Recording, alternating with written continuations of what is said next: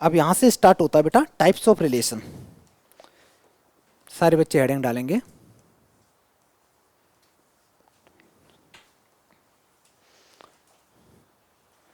Types of relation. तो relation कितने type के होते हैं? 3 टाइप के रिलेशन है। पहला है तुम्हारा, एक है रिफ्लेक्सिव, एक है रिफ्लेक्सिव रिलेशन। दूसरा आता है बेटा सिमेट्रिक, दूसरा आता है सिमेट्रिक रिलेशन।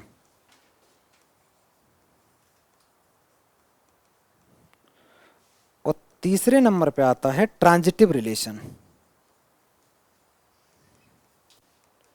ट्रांजिटिव रिलेशन, पहले ये तीनों लिख दो टाइप 1 ऐसे करके कि टाइप्स ऑफ रिलेशन में 3 है। रिफ्ले क्या हो गया बेटा?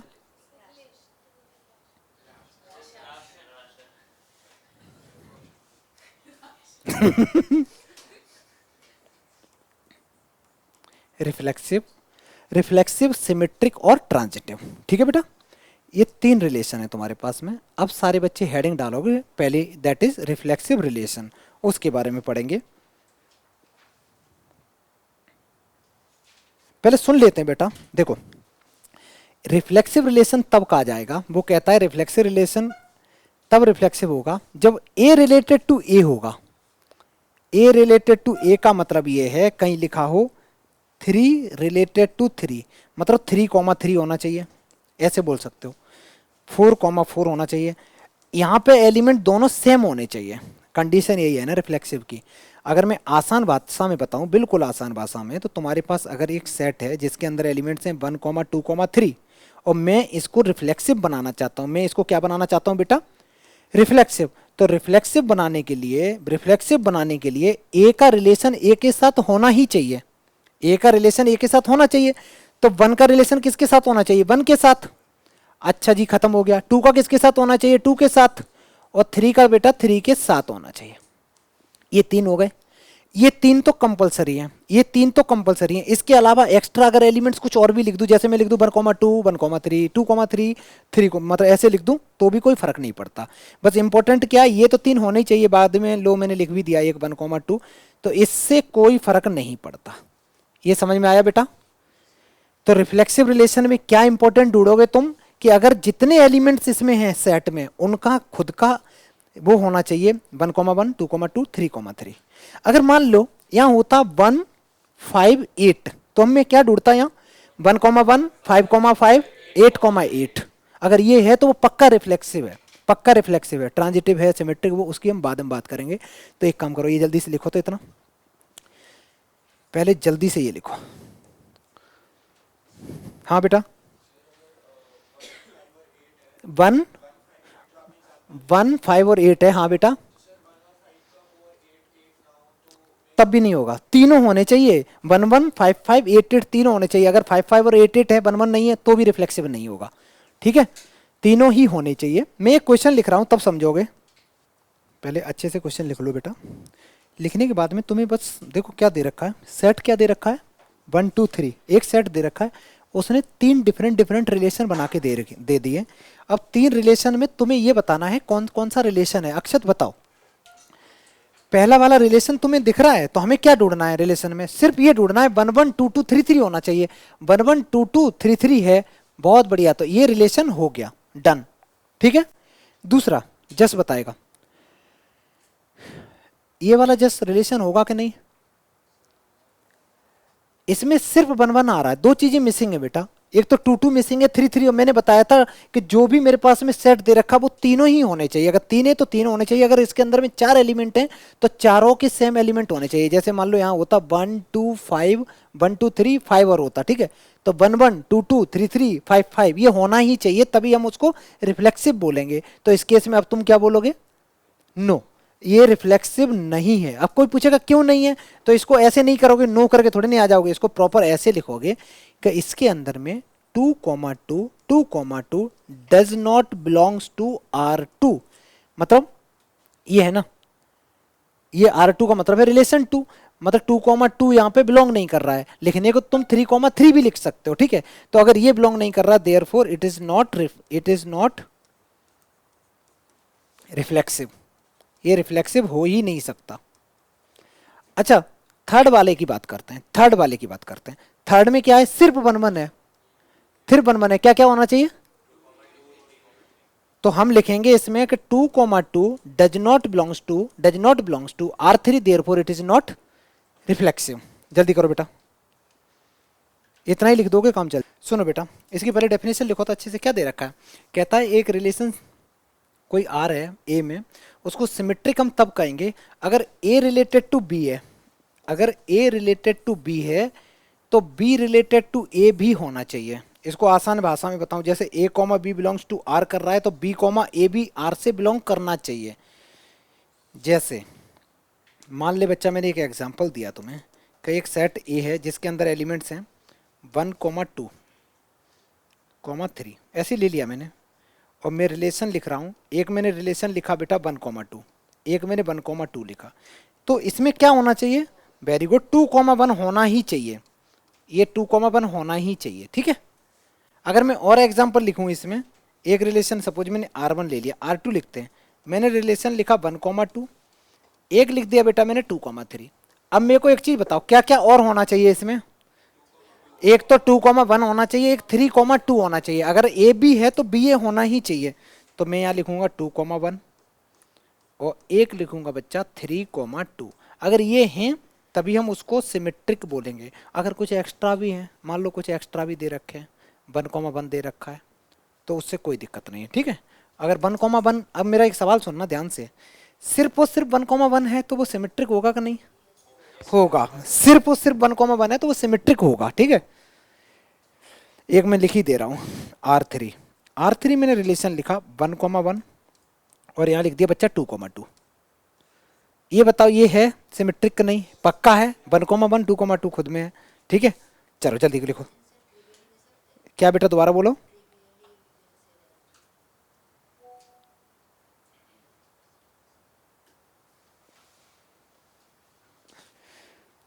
चल इब्राज बताना चालू करना बेटा, मेरे को ये बताओ क्या ये क्या ये सिमेट्रिक है, पहला वाला पार्ट। तो पहले ऐसे नहीं देखना, तुम यहाँ देखो, यहाँ पे सेट में कितने एलिमेंट 1 2 3 हैं, लेकिन अगर मैं सिमेट्रिक की बात कर रहा हूँ तो अगर यहाँ पे 1 1 है तो 1 1 तो होता ही है, 2 2 भी होता है, 1 2 है तो 2 1 ढूंढो बेटा, है यस ये है, ठीक है।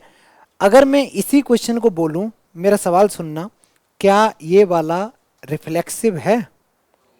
रिफ्लेक्सिव होने के लिए दक्ष क्या होना चाहिए था, मतलब 1 1 2 2 तो है ही, 3 3 होना चाहिए था, ठीक है। तो ये वाला जो है वो एग्जैक्ट क्या है बेटा, तो तुम बोलोगे ये एक सिमेट्रिक है, ठीक है। नेक्स्ट पार्ट अर्शप्रीत बताएगी, अर्श बता। ये सिमेट बिल्कुल दिख रहा है, साफ साफ है, सिमेट्रिक है, ठीक है। अनुष्का बताएगी, अनुष्का बताना ये सिमेट्रिक है। तुम अनुष्का, अच्छा ठीक है, चल बता बेटा, बता क्यों नहीं है बताओ। तो इसको लिखेंगे कैसे, इसको लिखोगे कि 3,1, ध्यान से सुनना, 3,1 belongs to R3, 3,1 R3 relation से बिलोंग कर रहा है, but 1,3 does not belongs to R3, therefore it is not symmetric. तो ये सिमेट्रिक नहीं है, ठीक है, ये सिमेट्रिक नहीं है। आगे सुनो, अब मेरे को कौन बताएगा, ओजस बताएगा। ओजस छोटू, अच्छा बच्चे खत्म हो गए यार, ये तो मेरे को लगा ये भी है। कुछ समझ में आ गया, लॉजिक भी समझ में आ गया, क्यों सिमेट्रिक है क्यों नहीं है, ठीक है। अच्छा, अगर इसी का लॉजिक लिखना हो तो क्या लिखोगे, तो इसमें लिखना हो तो ऐसे लिखोगे, every element a belongs to a, every element a comma b अगर बिलोंग कर रहा है R1 से, then b comma a is also belongs to R1, therefore it is symmetric, ठीक है। ये लिखने का तरीका है और कुछ नहीं, अगर a comma b है तो b comma a भी होना चाहिए। नेक्स्ट बेटा, तो आगे के लिए सही हो। अब सुनो बेटा, ट्रांजिटिव रिलेशन है, कहने को इसकी डेफिनेशन बड़ी आसान है, डेफिनेशन बहुत आसान है, लेकिन दिक्कत करेगा ये थोड़ा समझने में। देखना बेटा, अगर कोई a comma b बिलोंग कर रहा है रिलेशन से, a comma b अगर रिलेशन से बिलोंग कर रहा है और बी कॉमा सी भी बिलोंग कर रहा है रिलेशन से, तो इसका मतलब है कि ए कॉमा सी होना ही चाहिए, तभी हम उसको ट्रांजिटिव बोलेंगे। इसको और आसान भाषा में बताता हूं, एग्जांपल देता हूं। मान ले बेटा, अगर ऐसे मानते हैं मेरा मेरा फ्रेंड ये है, ठीक है, इसका फ्रेंड ये है, बच्चा है आयुष है, ठीक है। तो अगर मैं इसका फ्रेंड हूं, इसका फ्रेंड वो है, तो मेरा, मैं और आयुष दोनों के दोनों एक फ्रेंड होने ही चाहिए, तभी ट्रांजिटिव होंगे। समझ में आया? तभी ट्रांजिटिव होंगे। फिर से सुनो इसको, अगर मैं बोलूं कि कोई एलिमेंट्स 2 है, 2 एलिमेंट्स है, उसका फ्रेंड है 3, 2 किससे रिलेटेड है? 2 रिलेटेड टू 3। अच्छा, और 3 में रिलेटेड कर दे रहा हूं बेटा किसी 4 के साथ में, किसी 4 के साथ में मैं ये रिलेशन पहला ले रहा हूं। ध्यान से सुनोगे, बड़ा मजा आएगा इसको पढ़ने में। तो तुम एक चीज बताओ, इसमें एक चीज मिसिंग लग रही है। ये जो फ्रेंड था, इसने क्या किया, किसी और के साथ में फ्रेंडशिप कर ली, तो अब इसकी फ्रेंडशिप इसके साथ होनी ही चाहिए, दैट इज 2,4 होना ही चाहिए, तभी हम इसको क्या बोलेंगे? ट्रांजिटिव बोलेंगे। और सुनो, अभी एक एग्जांपल हुआ R2, मैंने एक लिया 2,3, 2,3 मतलब हम लोग आपस में दोस्त हैं, 2 फ्रेंड हैं मस्त, इसने किसी तीसरे से फ्रेंडशिप करी ही नहीं। अब मेरे को बताओ अब क्या होगा? इसने नहीं करी, लेकिन सीन ऐसा बन गया, सुनो बेटा, इसने नहीं करी, लेकिन बगल में जो बच्चा बैठा है, मान ले रहे ये 4 है, इसने किसी 8 के साथ में फ्रेंडशिप कर ली। अब मेरे को बताओ, ध्यान से सुनना, अब ये क्या ट्रांजिटिव होगा? तो हम ट्रांजिटिव तभी चेक करते हैं कि अगर इस, पहले ये चेक करेंगे क्या इस एलिमेंट ने किसी और के साथ में पेयर बनाया? नहीं बनाया, तो ठीक है, तो ये ट्रांजिटिव है। आगे बढ़े, क्या इसने किसी के साथ में पेयर बनाया? नहीं बनाया ना, तो ये भी ट्रांजिटिव है। तो इसका मतलब ये पक्का ट्रांजिटिव है। हम लोग ये चेक कब करते हैं? A to C, जब बी वाले ने किसी सी के साथ में कॉम्बिनेशन बना लिया हो, तब चेक करते हैं ये ट्रांजिटिव है। सुनो, मैं कई बार बताऊंगा, अभी तो सुनो। एक रिलेशन लेता हूं मैं R3, मैंने R3 रिलेशन लिया, मैंने लिखा बेटा 2,3, मैंने लिखा 3,4, फिर मैंने लिख दिया 3, फिर मैंने लिख दिया 4,6। अब बताओ बेटा, क्या ये ट्रांजिटिव होगा? क्या ये ट्रांजिटिव होगा? अब ऐसे सुनना, देखना, मैंने देखा 2,3, ये जो 3 था, मैं ये चेक करूंगा क्या इस 3 ने किसी के साथ में पेयर तो नहीं बनाया? बनाया है। 3 ने किसके साथ बनाया? 4 के साथ। तो इसका मतलब इसका पहले वाला और इसका लास्ट वाला होना ही चाहिए, तो 2,4 इसमें है ही नहीं, है ही नहीं ना। तो मैं बोलूंगा 2,4, मतलब ऐसे लिखूंगा कि 2,3 belongs to R3 and 3,4 belongs to R3, but 2,4 does not belongs to R3, therefore it is not transitive, it is not transitive। Transitive होने के लिए हम तभी चेक करते हैं, दूसरे वाले पेयर ने किसी और के साथ पेयर बनाया, तो फर्स्ट और लास्ट का भी कॉम्बिनेशन होना चाहिए। ठीक है, पहले एक काम करो, इतने एग्जांपल लिखो तो बेटा, जल्दी से लिखो, जल्दी से अच्छे अच्छे राइटिंग में लिख तो लो ये एग्जांपल। एक सवाल और लिख लो यार, मेरा मन कर रहा है उसको भी लिखने का। क्लियरिटी हो जाएगी कि है क्या ट्रांजिटिव, कहाँ चेक करना कहाँ नहीं। एक मैंने सवाल लिखा बेटा, कौन सी नंबर चल रहा, ये R3 हो गया, मैंने ऐसे R4 लिखा, मैंने जस्ट लिखा 2,8, मैंने लिखा 2,8। अब मेरे को बता बच्चा, 2,8 ट्रांजिटिव होगा? बिल्कुल होगा, क्योंकि इसने कहीं पेयर ही नहीं बनाया, तो हम चेक ही नहीं करेंगे, तो यस इट इज ट्रांजिटिव। ठीक है,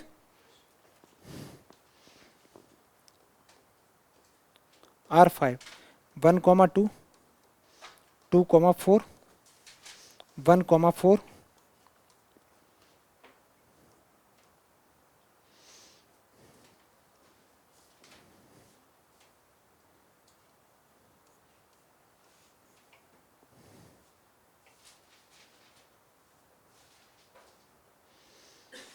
लास्ट वाला बेटा, क्यों? Very good. देखो यहाँ पे पहली बात तो यहाँ चेक करोगे तो 1,4 होना चाहिए था, वो तो मिल गया मेरे को, लेकिन आगे मैंने चेक किया तो इस 2 ने एक और पेयर बनाया 3 के साथ, तो 2 चीजें मिसिंग है। एक तो होना चाहिए था 4,3 होना चाहिए था, और एक होना चाहिए था बेटा 1,4 3, तो 1,3 इसमें है ही नहीं। लॉजिक समझ में आ रहा है? थोड़ा थोड़ा नहीं आ रहा? अच्छा नहीं आ रहा, सुनो बेटा, इसने किसके साथ पेयर बनाया? 4 के साथ, फिर से बना लिया ना, तो ये और ये दोनों होने चाहिए। 1,4 इसमें ढूंढना, मिल गया ना, यहाँ तक तो चलो बात बन गई। फिर देखो ये जो 2 था, इस 2 ने फिर एक के साथ किसी के साथ पेयर बनाया, किसके साथ? 3 के साथ बनाया ना, तो इस 2 ने, मान लेते हैं इसी का 2 है ये, तो 2 ने 4 के साथ है, 2 का 3 के साथ है, तो ये 4 का पेयर किसके साथ होना चाहिए था बेटा? मैं थोड़ा सा गलत बोल रहा हूँ, 4 का 3 के साथ नहीं होना चाहिए था, 2 का 3 के साथ होना। एक सेकंड, अगर a comma b belongs to R है और बी कॉमा सी है, तो ए सी होना चाहिए। लॉजिक समझ में आ रहा है? ए से सी होना चाहिए। तो